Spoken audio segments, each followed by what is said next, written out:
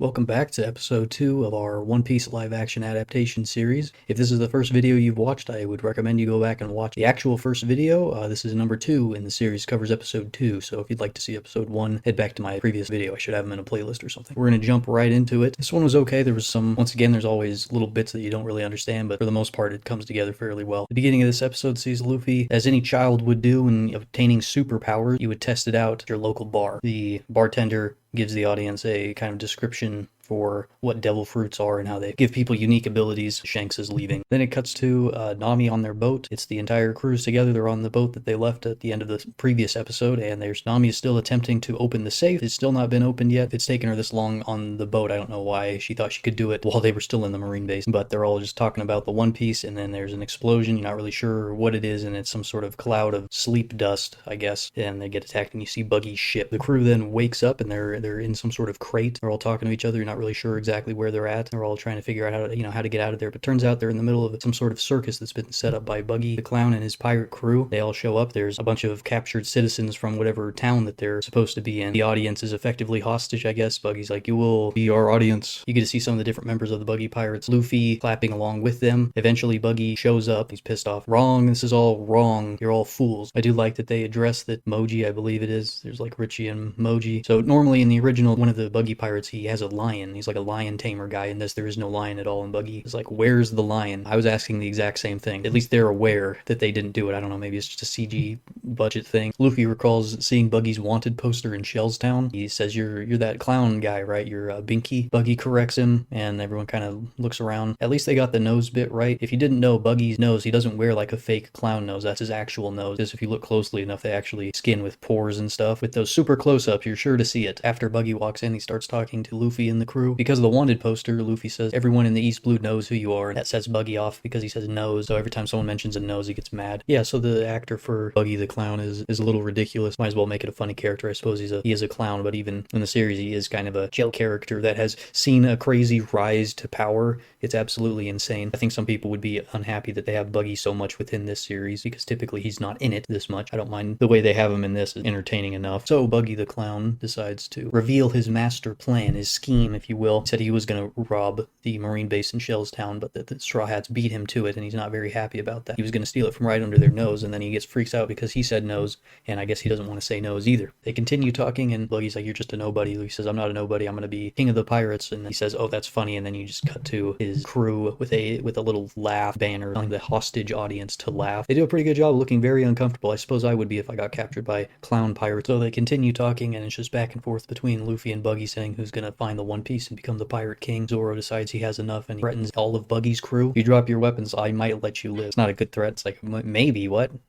No. Buggy thinks this is funny, and then he pulls out a handful of knives, his crew pulling out their guns, and then some dude with really sharp teeth comes up and growls at them. Then Nami comes up and is like, "Hey, what if I gave you instead of the map that you want, how about I show you a new freak?" And then she shows Buggy that Luffy can stretch, that he has a devil fruit. He knocks off his hat and throws it up in the air, and then Luffy uses his stretchy arm to grab it. He uses the confusion to sprint out of the tent, to which he sees the entire town has been destroyed, which I wish they would have shown what did it. Buggy has these giant cannonballs that he calls Buggy Balls, and he shoots them, and they make giant explosions, and in the original, that's how the town gets destroyed. You don't see that in this. I would have really liked to have seen that. Where are the Buggy Balls, man? Very disappointing. Buggy's crew grabs Nami again, bring her back to the tent, and then their crew drag off Nami and Zoro. Then it cuts back to Shellstown, and Garp has arrived with his crew to talk to Axan Morgan about the map that got stolen. This is just where Garp meets Kobe. Cuts back to the prison where Zoro and Nami have been kept at. They talk to each other for a little bit, and they make sure they're alone, and then Nami pulls out a lockpick and starts trying to pick the lock to her cage that she's in. And then you hear Luffy getting tortured outside the room. They're stretching him, which he makes it sound like it hurts, but they don't seem to be stretching him any farther than he's stretched normally. He's not sure about that. So Buggy is just interrogating him about where the map is. So then it gets revealed that Buggy knew Shanks. Luffy's like, "Oh, you know Shanks?" And he says, "Yes, we used to be on the same crew together when we were younger. In the past, Buggy and Shanks were friends, and they were on a crew together. They didn't seem to mention that it was Goldie Roger's crew." Is kind of one of the important bits about both those characters. They knew the king of the pirates, and they were even on his crew for a time. Buggy wants to continue torturing Luffy, and the person that they were having stretch him out is actually the mayor mayor of the town, so he's one of the hostages. The mayor says no. Buggy then says if you won't stretch Luffy, perhaps you'll stretch one of the townspeople instead. Goes over to some little kid because he's going to stretch him. Quite specifically, he asks the child if he wants to get tall fast. Luffy gets out of his restraints and then tells Buggy to put the kid back. Buggy makes the kid smile, I guess. Luffy punches his head off. The head lands in the lap of one of the townspeople, and everyone starts screaming. And Buggy puts his head back on, shows that his body parts fly around. Ate the chop fruit and get all cut up, and all of his pieces can come back together, pretty much fly and float around. He then knocks Luffy out. Cuts to Nami continuing to work on her lock. Richie comes in, questions Zoro about some of the pirates that he killed. I guess he killed one of his friends and he's mad about that, and he's like, I'm gonna get revenge. Zoro, as per usual, looks just unimpressed with any of the threats thrown his way, and then he gets spun around. I'm sorry, the name was Kabaji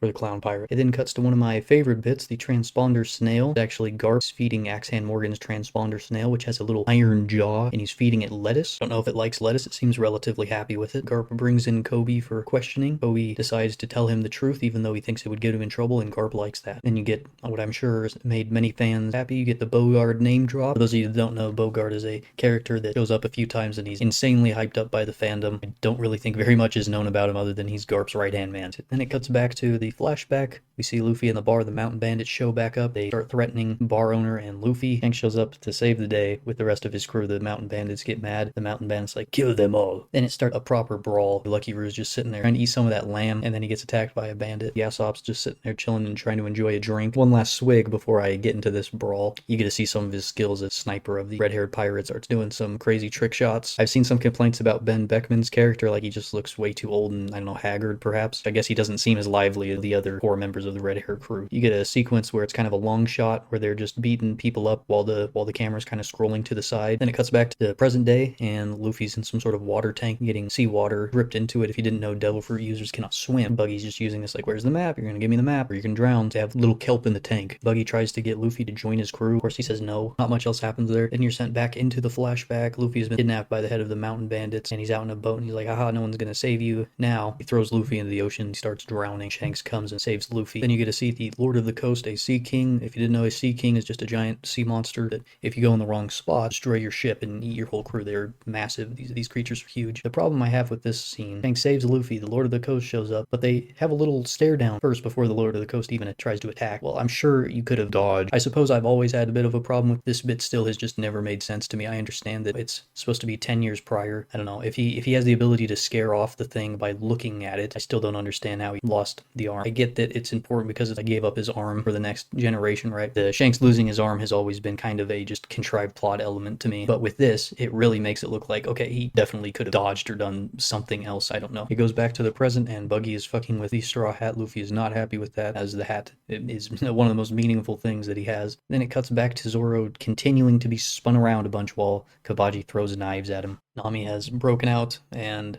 Kabaji, one of the knives, cuts Zoro's rope so he can kind of get free. Nami gets out of her thing while he's distracted, sneaks up behind him, and then they take out Kabaji together. Then she pulls out the famous ninja staff. The tank has been filled up. Zoro and Nami have seemingly taken out all the other Buggy pirates. The glass ends up breaking, and the three of them proceed to fight Buggy. Buggy uses some of his devil fruit power moves. I always like it when they use the move names. They seem to have a running joke in the series that Zoro refuses to do it, even though he does in fact have named moves. He didn't use any against Axehand Morgan in the first episode. Luffy says all great fighters call out their finishing move, to which Zoro replies, no they don't, which I thought was kind of funny, although I would like to see some of Zoro's moves because he has some of the cooler ones. So they end up defeating Buggy. They free all the townspeople to reward Luffy and the crew for saving them. They give them some supplies for their journey. You get to see the little dog. Then it returns to the flashback timeline where Shanks and his crew are leaving, and he says he's not going to be back for a while, but then he leaves Luffy with his straw hat. Same hat that I'm still convinced is not the same as the other one. Then it cuts back to the present day, and Nami is fixing the hat. We talk about continuing their journey, and then Nami sneaks into the inside part of the boat. He pulls up a little secret floorboard where she's got a bunch of her stuff, and she has a little Bluetooth transponder snail thing, so she's up to no good. Overall, not a terrible episode. They spent a lot of time in that tent. I wasn't a huge fan of the lighting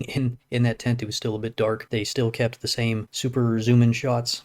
Maybe not as much of them, maybe not as many of them, but they were still there. I don't care that they took out the little plot with the dude and his dog. Once again, having Garp and showing all the marine stuff, I really just don't care about that plot line. But what do you think? Did you think it was the best episode ever made? Is it your least favorite episode? How does it rank in your own personal line? Let me know down below. Thank you for watching, and we'll see you next time.